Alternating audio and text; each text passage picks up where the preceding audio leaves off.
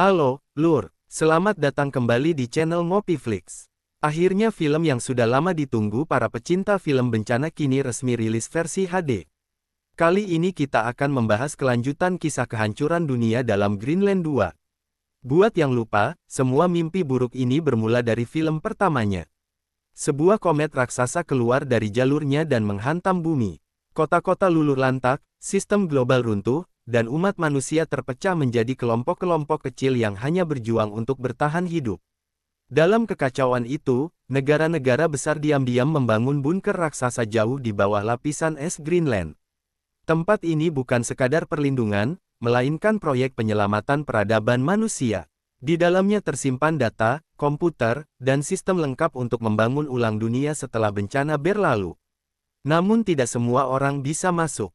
Hanya mereka yang dianggap penting bagi masa depan umat manusia, dokter, ilmuwan, arsitek, dan pendidik, yang terpilih. Satu tujuan besar disematkan pada mereka, jika dunia lama berakhir, merekalah yang harus membangun dunia baru. Greenland 2 pun dimulai 5 tahun setelah peristiwa meteor tersebut. Dampaknya ternyata belum benar-benar selesai. Fragmen-fragmen meteor masih melintas di orbit dan bisa menghujani bumi kapan saja. Film dibuka dengan kondisi di dalam bunker yang mulai kritis. Persediaan makanan hampir habis, dan mereka tak bisa bertahan lebih lama. Seorang pria bernama John ditugaskan keluar untuk memeriksa kualitas udara dan kondisi lingkungan di luar bunker. John berjalan menjauh menuju pantai. Di sana ia menemukan beberapa sekoci dan sebuah kapal besar yang sudah setengah hancur. Ia mencoba memeriksanya, berharap masih ada sesuatu yang bisa dimanfaatkan. Namun sebelum sempat berbuat banyak, ia mendapat peringatan dari dalam bunker. Badai besar sedang bergerak menuju posisinya. John, can you hear me? That storm just took a turn right for you. Get back here. On my way.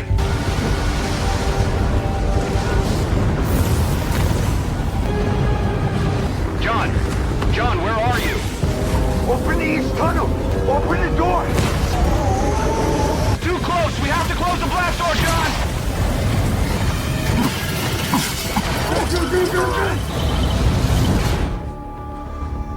John pun bergegas kembali dan berhasil masuk tepat waktu.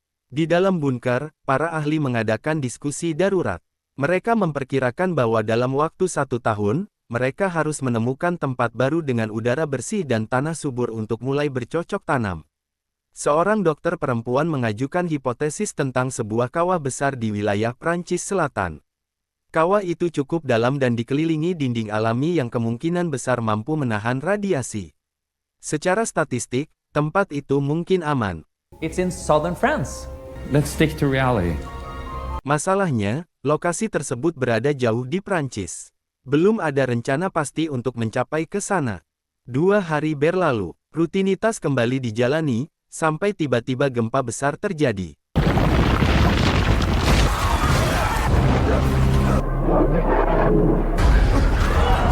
Let's get pack our bags. Food, clothes, everything we got. Lempeng bumi terbelah tepat di tengah bunker. Semua orang panik dan terpaksa menyelamatkan diri. Mereka berlari menuju pantai, mengingat masih ada sekoci bekas perang yang bisa dijadikan tempat berlindung sementara. Namun jumlah orang tak sebanding dengan kapasitas sekoci. Kekacauan tak terhindarkan. John berhasil masuk bersama istri, anaknya, dan beberapa orang lain. Namun sesaat setelah sekoci berangkat, patahan bumi tadi memicu tsunami besar. Mereka yang tertinggal di darat tersapu habis, tanpa diketahui nasib selanjutnya.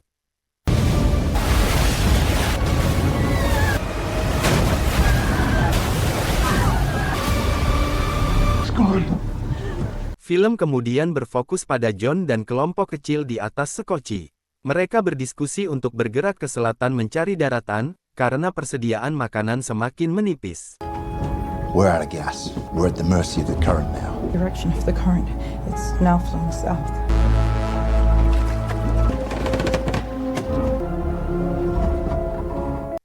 Sayangnya, bahan bakar habis. Sekoci itu pun hanya mengikuti arah angin. Saat malam, mereka tertidur kelelahan. Tiba-tiba sekoci menabrak sesuatu. Saat dicek, mereka mendapati diri mereka berada di atas gedung-gedung kota yang telah tenggelam. Push us off. Ready? Yeah. Mereka mendayung menuju daratan terdekat dan mendapati banyak penyintas lain di sana. Keramaian itu ternyata adalah antrean menuju pusat evakuasi milik pemerintah.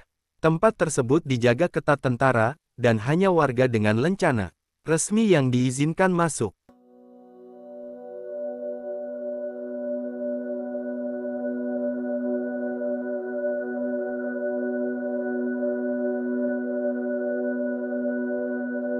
Back 180!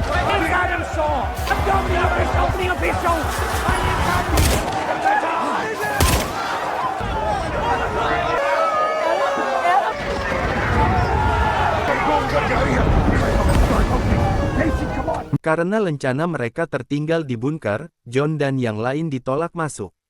Bahkan seorang teman John yang masih berstatus pegawai pemerintahan tetap dipaksa keluar. Menyadari tak ada jalan masuk, John mengajak keluarganya dan Dr. Aminah mencari alternatif. Mereka menumpang mobil seorang pria yang kebetulan melintas. Dalam perjalanan, John mengusulkan tujuan baru, rumah mertuanya, Mackenzie, yang berada di London. Ia yakin rumah itu masih layak ditempati dan memiliki persediaan. Thank you. Babe, when was the last time you spoke to Mackenzie?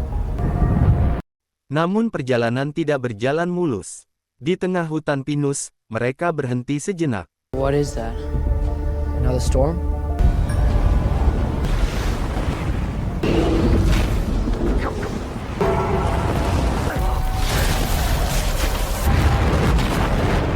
Tiba-tiba hujan meteor kembali turun. Sopir mereka, Obi, tewas seketika. Setelah situasi mereda, mereka mengambil barang-barang yang masih bisa digunakan dan melanjutkan perjalanan dengan berjalan kaki. Sehari kemudian, mereka tiba di London. Mackenzie menyambut John, anak, dan cucunya dengan haru. Di rumah itu ternyata sudah banyak penyintas lain. John mengajak Mackenzie ikut menuju kawah di Prancis, namun ia menolak. Ia memilih menghabiskan sisa hidupnya di London bersama keluarga yang tersisa. Malam itu, John batuk parah. Di kamar mandi, istrinya mendapati John muntah darah. Doctor said, 6 to 8 weeks. 6 weeks? What? It's not fixable. We're gonna stay here. Be together as a family. I don't want to stay here. We have to get Nathan to the crater. John akhirnya mengaku bahwa dokter Bunker telah memvonis dirinya tak akan bertahan lama akibat paparan radiasi.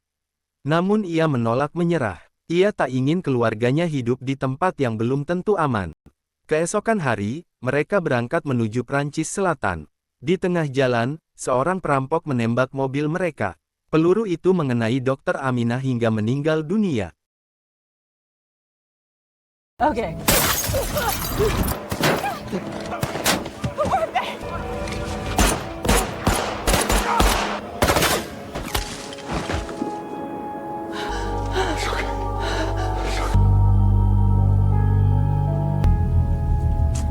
John terpaksa melawan dan mengatasi situasi tersebut. Ia menguburkan Dr. Aminah dengan layak, lalu melanjutkan perjalanan. Mereka tiba di bekas Selat Inggris yang kini mengering dan berubah menjadi daratan.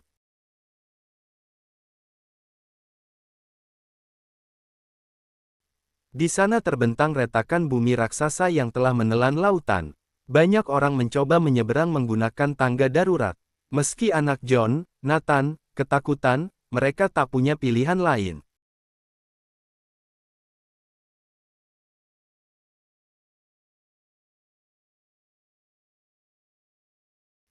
Dengan susah payah, mereka berhasil melewati 2 jalur berbahaya.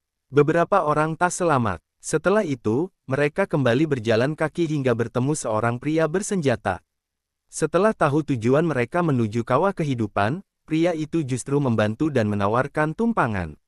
Mereka tiba di rumah pria itu dan berkenalan dengan istrinya, Julia, serta anak mereka, Camilla. Julia lumpuh akibat radiasi. Pria itu meminta satu hal, John harus membawa Camilla ke kawah dan merawatnya.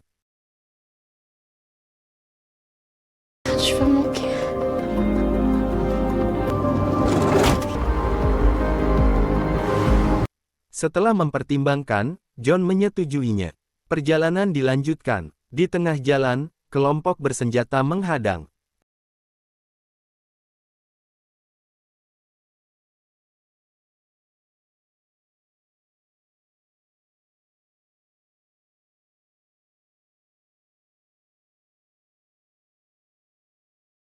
Maybe you can help us.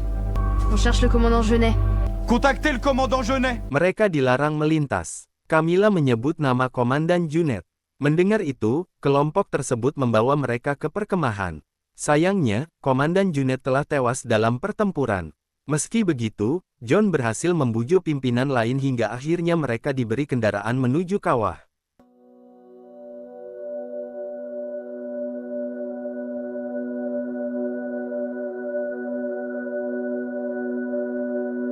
Namun sekali lagi, perjalanan diganggu pemberontak.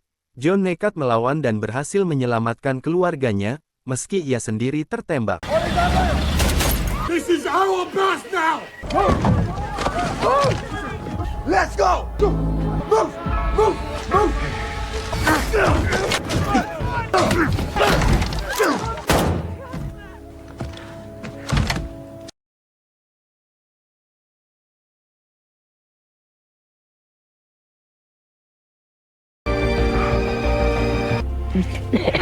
Oh my God, it's real. Akhirnya, mereka tiba di kawah kehidupan. Tempat itu masih hijau, subur, dan penuh harapan. Namun kebahagiaan itu tak berlangsung lama. John tak lagi sanggup menahan lukanya. Ia roboh di hadapan keluarganya. Film pun ditutup dengan pesan mendalam, bahwa kiamat bukan sekadar kehancuran dunia, melainkan akhir dari dunia seseorang. Dan satu-satunya bekal menghadapi akhir bukanlah kecerdasan atau keberanian, melainkan amal dan kebaikan yang pernah kita lakukan.